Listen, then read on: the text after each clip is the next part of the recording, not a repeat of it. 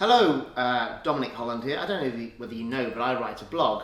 I know it's all about podcasts now, but I've been writing a blog for over a decade, maybe even 15 years.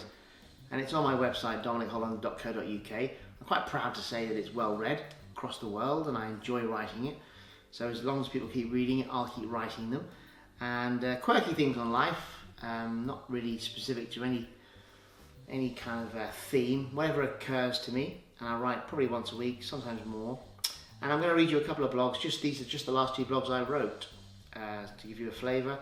And it's all about online now, isn't it? It's all about on screen and audio. So the plan is to start reading some of these.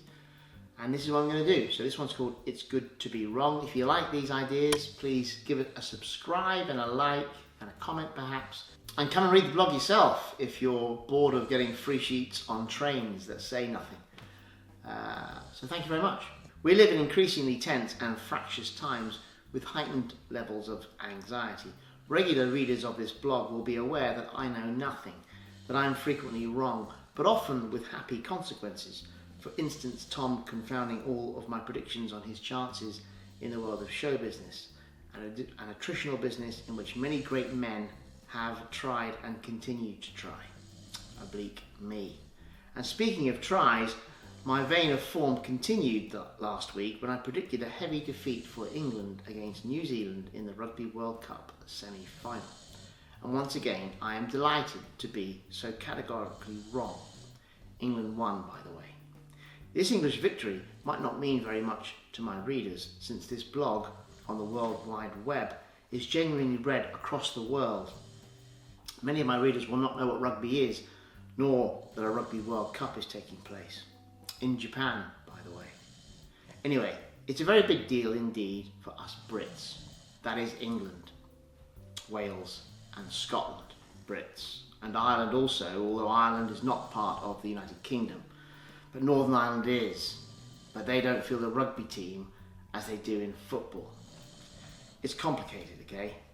And such fiendish complications aside, the Rugby World Cup is an enormous sporting occasion and remains so for the English, since it is England in the final against South Africa, and not Ireland, not Scotland or Wales. And as such, too many of our fellow countrymen of these most beautiful islands will now be praying for a South African win this weekend. Anyone but the bloody English being the most polite way of putting it. Wherever you are in the world, you might have heard of a new word in the English language called Brexit.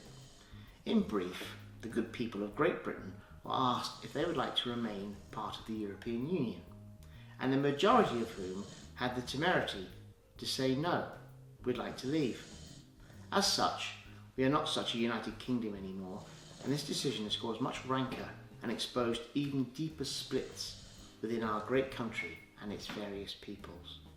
And England winning the Rugby World Cup will do little to salve these wounds, and indeed might even deepen them.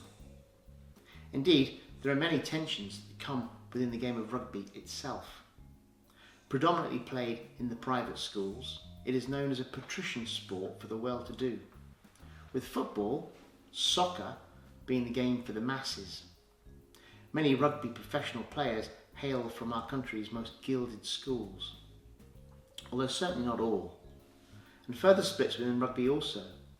Rugby union being the game of the south of England, where everyone is rich and posh, and rugby league being the game of the north of England, where everyone is poor. These are crude and vulgar generalisations, and yet they are frequently made. True to say though, that rugby union is supported by and large by the professional classes. Since our win in the semi-final, the people scrambling for flights and match tickets are not worried about asking their time off from work, since the only people who can afford such a bender are most likely the people who own companies. And tensions also within the Holland household too. Sam and I were enthralled as the game against New Zealand played out, and it looks like Dad was going to be wrong yet again.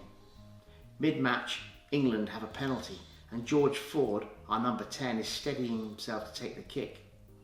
Nicky returns from a dog walk and wanders into the lounge too loudly. "Oh, who's playing?" Naturally, Neither of us bothered to answer. Nicky looked at the caption on the screen. George Ford is gathering himself and his face fills the television. Bloody hell, he's good looking. Who's he, she asks.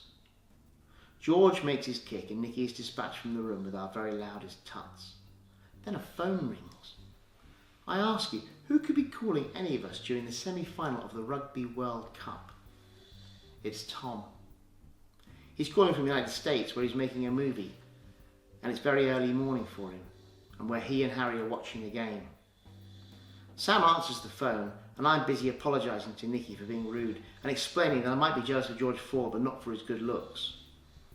Tom and Harry are loving the game, but their internet reception is fragile, so Tom has the idea to watch the TV via his phone on FaceTime.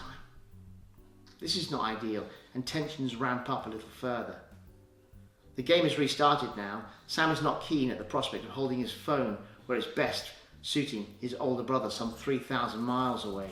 And I have a thing about other screens in the room when we're watching telly, just too distracting.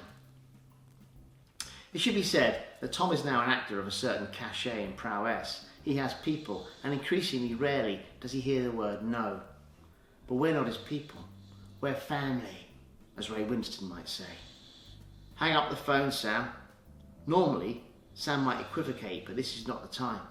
With such a big prize and tension so high, Sam hits the red button, and Tom doesn't call back until England have won and we celebrate together. And to ensure the correct result this weekend in the final, I am predicting a handsome South African victory. And I look forward, with glee, to being completely and absolutely wrong once again. So that's a little blog, 800 words, 5-minute read. I write them every week or so. They're on my website. If you enjoy them, thank you very much indeed. Leave a comment, subscribe, give us a like, and we'll see you again.